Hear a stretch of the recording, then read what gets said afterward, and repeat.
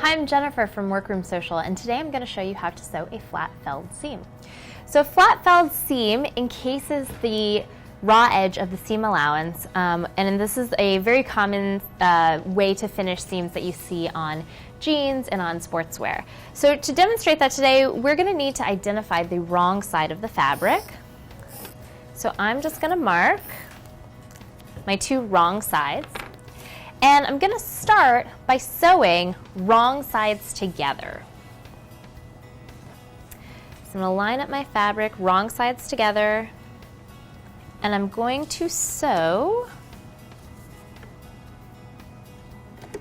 a 5/8 of an inch seam allowance. So I'm lining up my fabric with the raw edge on the 5/8 guide on my seam guide, and I'm just sewing a straight stitch. I'm using a 2.5 millimeter stitch length.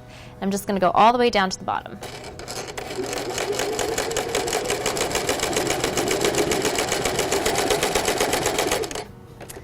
Okay.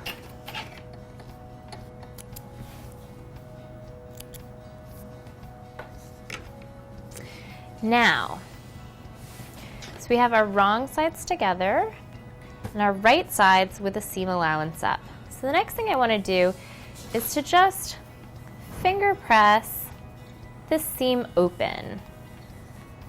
So it lies a little bit flat, a little flatter. And then I want to trim one side of the seam allowance down short because we're going to encase it with the other seam allowance.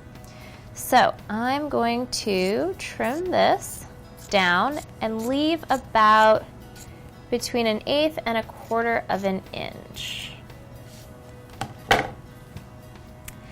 Now, to hide all these raw edges, I'm just going to take this larger seam allowance and fold it under, and then fold the whole thing over.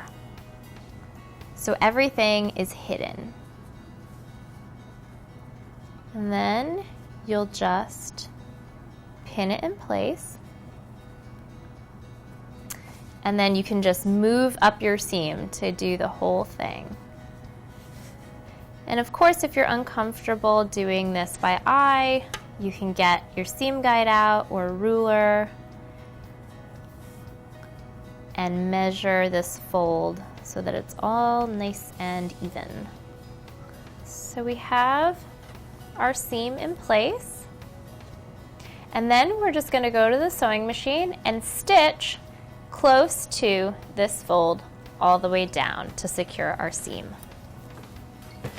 So we'll go back to the sewing machine, and I'm going to lower the presser foot, and I'm just going to eyeball close to this edge. Now when you're doing this, you can always use the edge of the inside of the presser foot as your guide for an edge stitch. Where my presser foot has little notches on the right-hand side that are also really useful reference guides.